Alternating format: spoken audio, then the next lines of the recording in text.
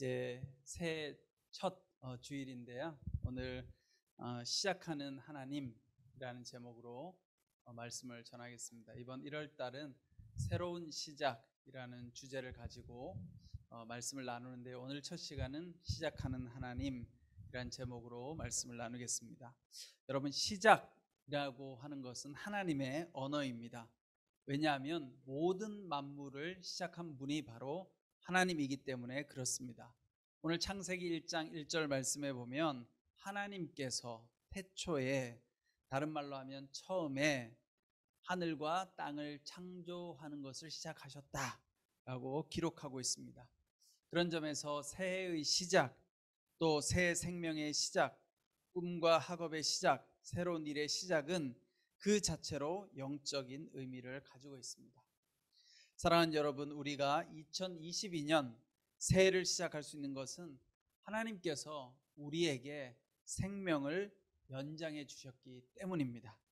우리가 새로운 출발점과 시작점에 설 수 있다는 것 자체가 큰 은혜입니다.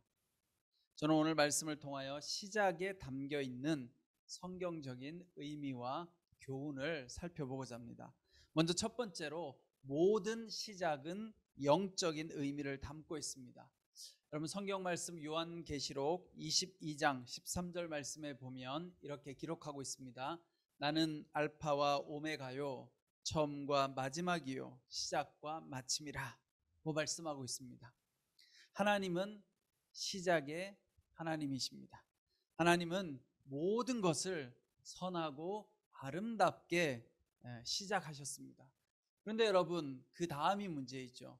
선하게 시작하신 하나님의 역사를 우리 인간이 죄로 인해서 여러 가지 오염시키고 또 망가뜨리고, 그렇게 하다 보니까 우리의 과정과 또 우리의 나중은 여러 가지 힘들고 어렵게 바뀌는 것을 볼 때가 많습니다.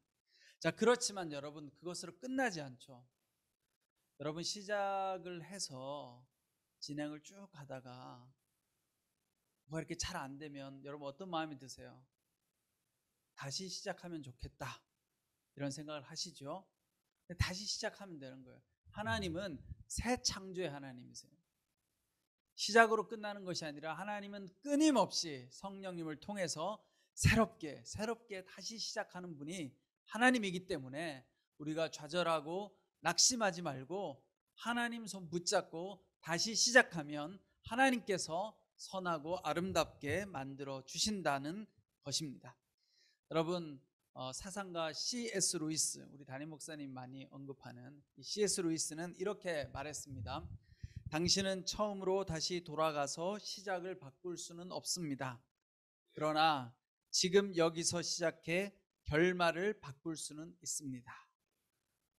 너무나 멋진 말이죠. 다시 한번 읽어드릴까요?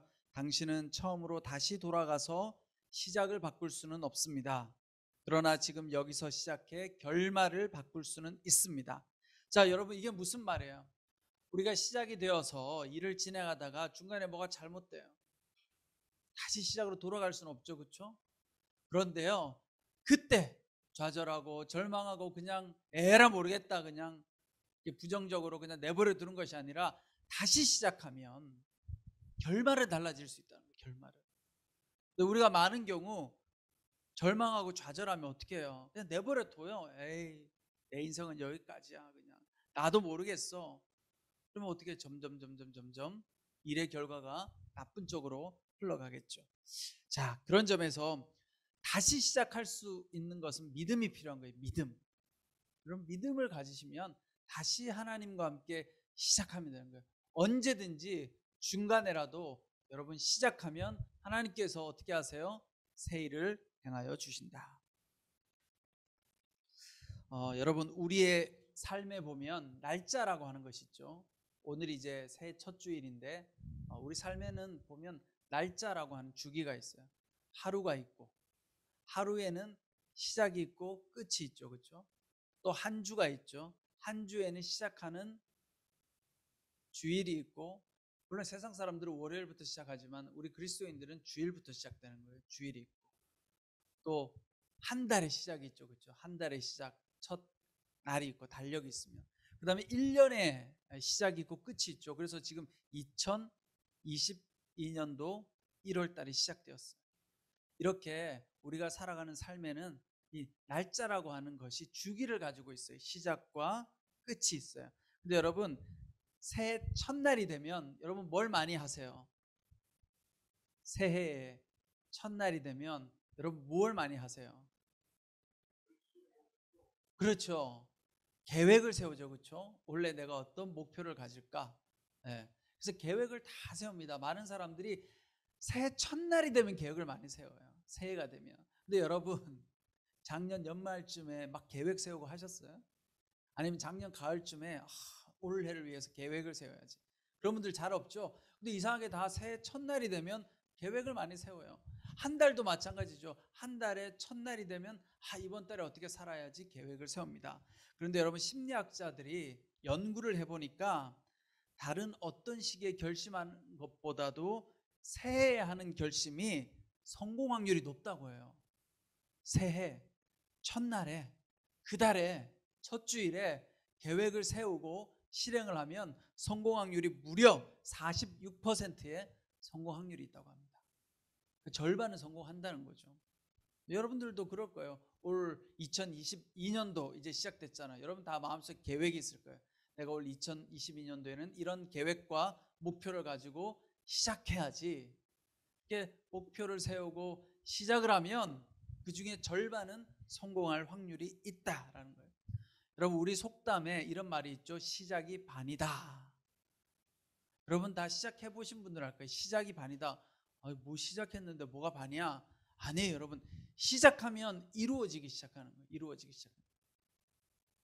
성경 말씀에도 보면 니고데모가 예수님을 찾아가잖아요. 예수님, 어떻게 해야 새로운 삶을 살 수 있습니까? 그러니까 예수님께서 하신 말씀이 뭐예요? 새로 시작해라. 이게 뭐예요? 새로 태어나야 된다. 새로 태어나야 된다. 니고데모는 물론 이게 무슨 말씀인지 몰랐죠. 그렇죠? 그러니까 이러잖아요. 제가 어머니 뱃속에 어떻게 다시 들어갈 수 있습니까? 그게 아니고 영적으로 새롭게 시작하면 변화가 일어날 수 있다라는 거예요.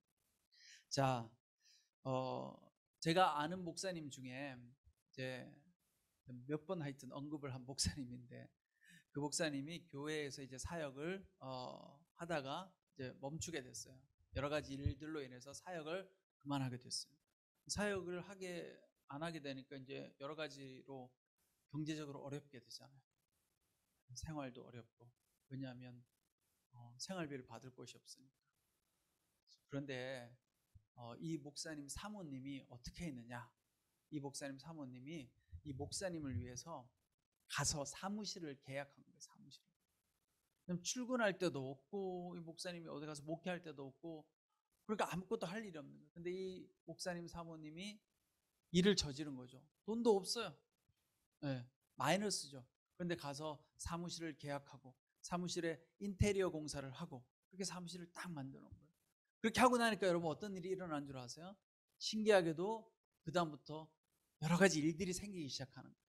강연 요청도 들어오고 또 상담도 들어오고 상담도 하고, 그러면서 지금은 저한테 그런 고백을 하는 거예요. 그때 우리 아내가 이 사무실을 시작하지 않았더라면 난 아무것도 안 됐을 거예요. 여러분, 모든 시작을 하는 거에는 어려워요. 시작하려고 이렇게 계산해 보면 답이 안 나오잖아요. 그렇죠? 돈이 부족할 수도 있고 여러 가지가 준비가 안 되어졌을 수도 있고 어떻게 할 수 있을까? 그런데 시작하고 나면 어떻게 돼요? 하나님께서 일하시고 하나님께서 역사하신다라는 사실입니다. 자, 두 번째는 이 시작에 담긴 영적 교훈. 두 번째, 여러분 우리가 시작을 하려고 하면 어떻게 되느냐? 새로운 결심, 새로운 시작을 하는 데 있어서 중요한 것은 회개예요. 회개. 반성을 통해서 새로운 시작을 할 수가 있습니다. 여러분, 우리가 삶을 살아가는 데 있어서 새롭게 시작하는 거에 있어서는 내가 이제까지 살아온 삶을 돌아볼 필요가 있는 거예요. 그동안 나는 어떻게 살아왔는가? 내 삶의 모습 중에 또 하나님 앞에서 여러 가지로 부족하고 어려운 부분이 있었다면 그걸 돌아보고 반성하고 깨닫고 또 하나님 앞에 간구하면 하나님께서 새 일을 행하신다는. 우리 삶 가운데 여러 가지 문제가 있고 어려움이 있는 이유가 무엇입니까? 하나님의 인도하심대로 우리가 살지 못하기 때문이죠. 그렇죠? 하나님의 뜻 가운데 하나님의 인도하심대로 하나님과 동행하며 살아간다면 아마 여러분들의 삶이 다 은혜가 넘치고 풍성한 삶이 될 거예요. 근데 우리가 하나님을 신뢰하지 못하고 어떻게 해요? 인간적인 생각을 신뢰하고 세상을 더 신뢰하고 사람들을 더 의지하다 보니까 때로는 사람들에게 상처받기도 하고 때로는 내 생각과 계획대로 하다 보니까 여러 가지 관계가 어려워지기도 하고 일들이 잘 안 풀리기도 하는 거예요. 그러니까 우리가 새롭게 시작하려고 하면 어떻게 해야 되느냐? 하나님 앞에 나가서 회개해야 됩니다. 회개란 무엇인가?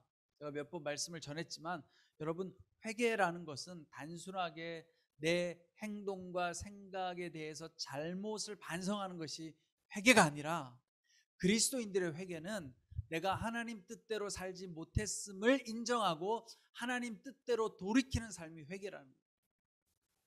이제부터는 내가 하나님의 인도하심대로 살아가겠습니다 라고 하나님께로 돌아가는 것이 바로 여러분 회개라는 거예요.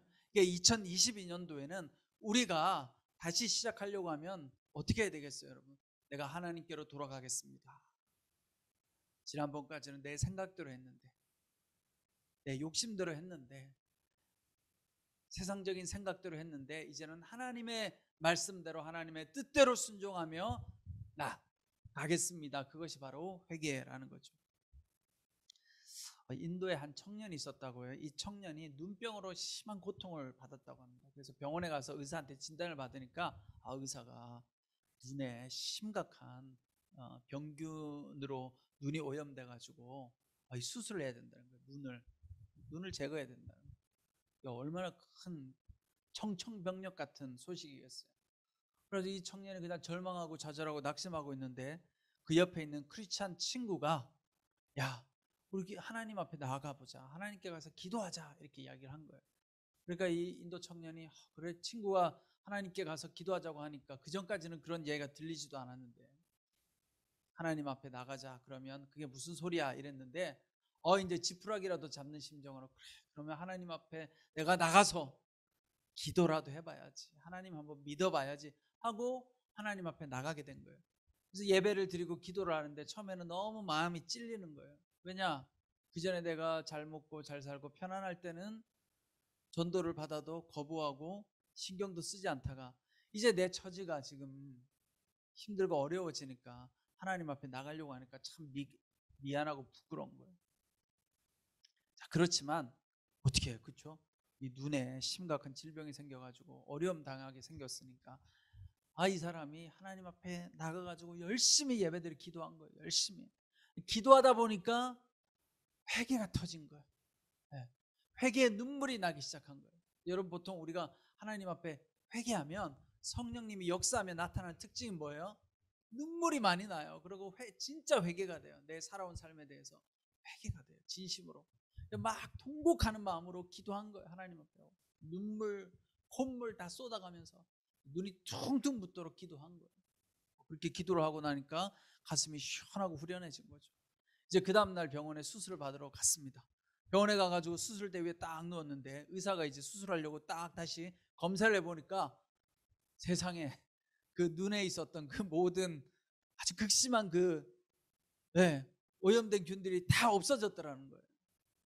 회개하면서 눈물이 그냥 씻겨가지고 하나님이 역사한 거겠죠, 그렇죠?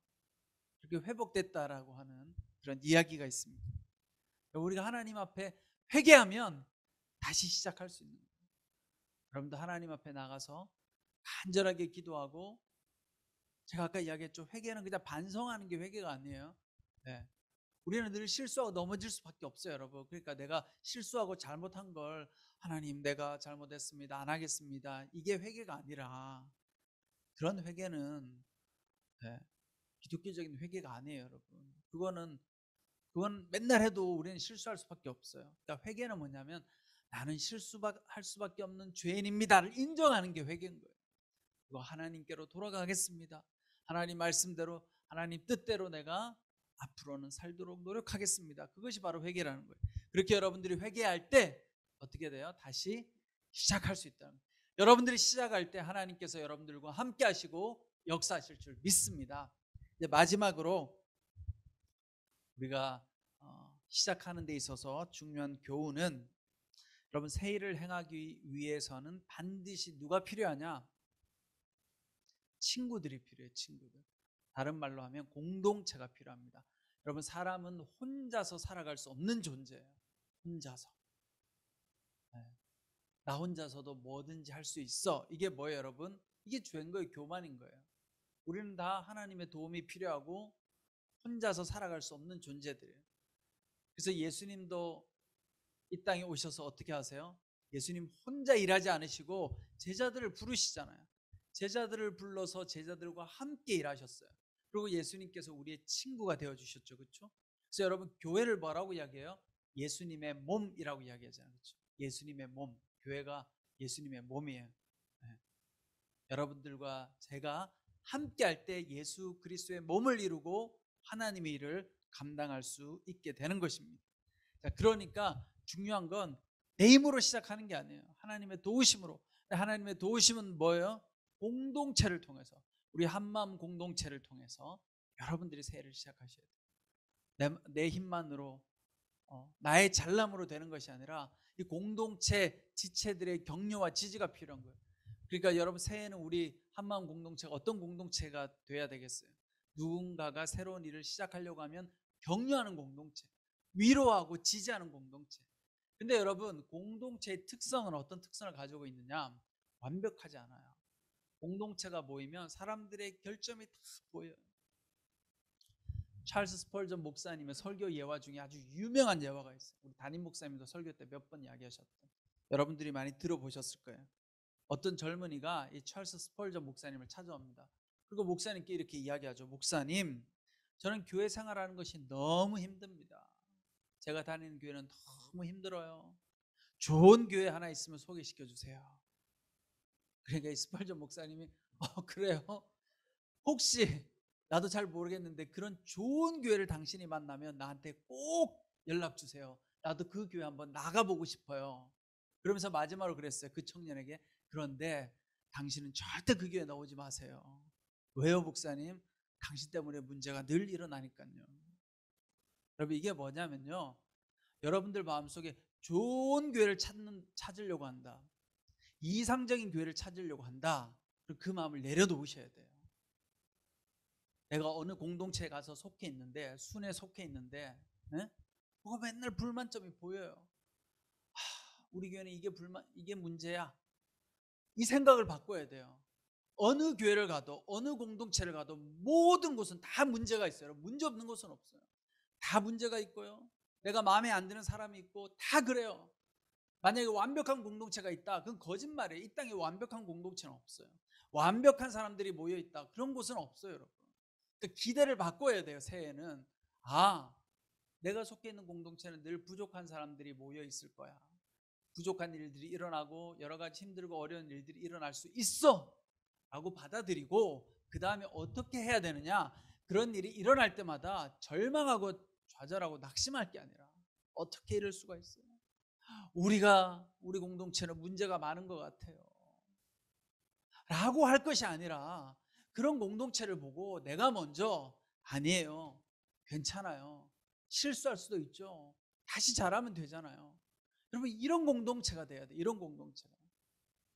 한마음 공동체가 아무리 열심히 저와 여러분들이 열심히 예배하고 기도하고 좋은 공동체를 만들려고 해도 완벽한 공동체는 안 돼요. 여러분, 이 공동체는 늘 여러 가지 어려운 일들이 발생하고 문제도 일어날 수 있고 힘든 사람도 생길 수 있고 그래요. 그게 정상적인 거예요. 여러분, 그걸 받아들여야 돼요.